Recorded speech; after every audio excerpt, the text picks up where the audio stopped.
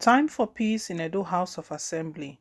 The beauty of democracy all over the world is the freedom on the part of the people to choose their leaders at all levels in a free and fair atmosphere. That is why this system of government, with all its variants, has been widely accepted as the best form of government. But in Edo State, even after the people have performed their constitutional duty of choosing their representatives, a clash of personality and of other interests are denying them the benefits derivable from their efforts. That is to say, the contributions their elected representatives will expect to make in the governance structure are being hampered by sundry considerations. Recall that in 2019, the disagreement between the former chairman of the All Progressive Congress APC and former governor of the state, Adams Oshomole, and the incumbent governor Gordon Obaseki split the state assembly into two factions. 9 lawmakers loyal to Obaseki were secretly inaugurated in June, leaving their colleagues in the camp of Oshomole stranded. Frank Okiye, Obaseki's preferred candidate, who emerged Speaker, had said other elected lawmakers who were not at the inauguration would take their oath of office after completing their documentation processes. Matters became complicated and the Senate had to intervene. At the end, the upper arm of the National Assembly gave Obaseki what looked like an ultimatum to issue a fresh proclamation for the inauguration of the State House of Assembly.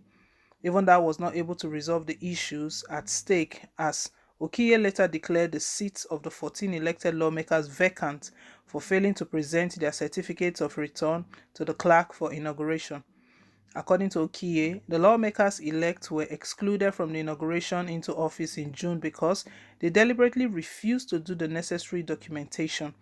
However, in August 2020, the crisis took another turn when the lawmakers loyal to Shomole were inaugurated and Victor Edoro, who was removed as deputy speaker in 2018, emerged as speaker. The lawmakers were said to have taken their oath of office at an obscure location in Benin, the state capital, and were reportedly mandated by their godfather to remove Obaseki, who had defected to the People's Democratic Party (PDP) after he was disqualified from seeking a second term on the platform of the All Progressive Congress (APC). In the considered opinion of this newspaper, we think it is time the crisis in Edo House of Assembly was resolved amicably so that the members, all of them, as a body, can proceed with the business of making laws for the good governance of the state. It is incontrovertible that the election has been won and lost and that Obaseki is the governor of all. Similarly, the legislators on both sides of the divide should see themselves as representing the people and not some godfathers who are out to serve their own selfish interests. While this ego trip is on, the people are denying the dividends of democracy.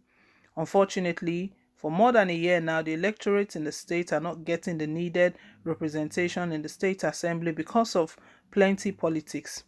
This, in our view, deviates from the hallowed tenets of democracy.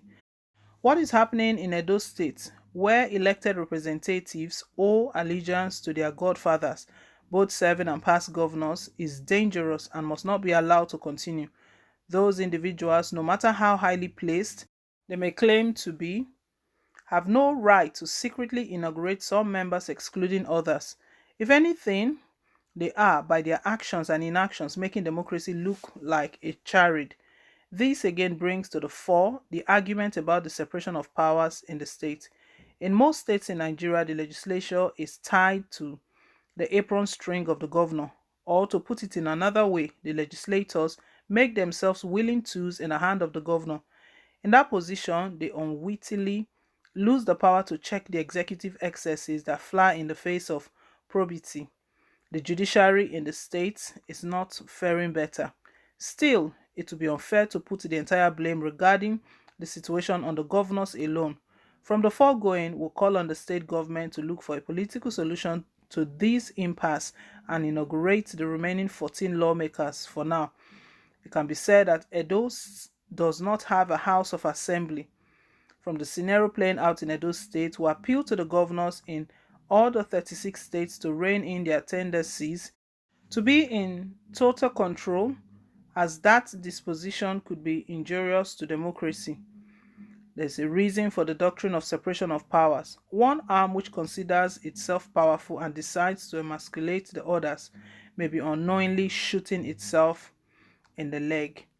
This issue has been ongoing. But where it is at the moment, because Nigerians have started reacting, and people from Edo State, where it is at the moment, someone says that the matter is already in court. People should allow the courts to do their work. Yes, we know the matter is already in court. The 14 lawmakers who have been locked out of the assembly, they are in court. And but for some reason this case has been stolen. We don't know what the reason is, but the most important thing there is that if we look at it from another angle, who is suffering the most, who is feeling it the most? The masses.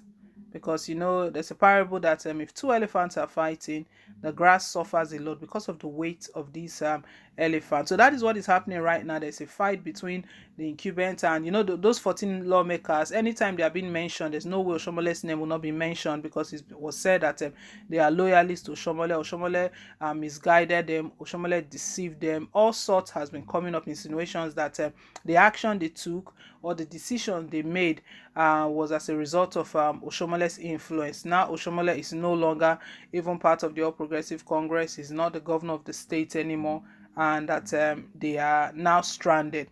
So, but however, the people are suffering because these 14 lawmakers are meant to be representing the people in their various constituencies. But who is speaking for the people right now that the 14 lawmakers are out? No one is speaking for them. The dividends of democracy, they are not getting it. So that is what this is all about. I know people are already saying that let everyone wait. The matter is already in court. We know the matter is in court, but it's a matter of urgency. People's lives, things that people who are meant to be spoken for, they don't have any voice, because these lawmakers, they are the ones out there that speak on behalf of the people. But the way it is now, some constituencies, they have voices, they have lawmakers that are speaking for them, the ones that were inaugurated, and some other constituency, they don't have who is speaking for them, and there is no balance there, no fairness there. It is not fair at all. Well, we'll see how all of this goes, but Nigerians are seriously speaking about all of this. Someone has just said that if the rule of law is active in Nigeria, those 14 members of Edo House of Assembly would have been in jail now for treason. Why do they form another Edo State House of Assembly at Pastor Osaige Izeyamu's house? Another opinion. At that point in time, they inaugurated these 14 lawmakers in an undisclosed area. They even had their own speaker, so it was like a parallel assembly. But we know that according to the law, any gathering of the house is meant to be in the assembly complex itself, but this was done outside the complex. Well, a call has been put to Governor Godwin Obaseki, reminding him of what democracy stands for and should think about the people. And also other governors, the other state governors are being called upon to weigh into these issues. Let's hear your take. Thank you once again for staying tuned. Please don't forget to like, share, and to subscribe. Till I come your way again with more updates. Bye.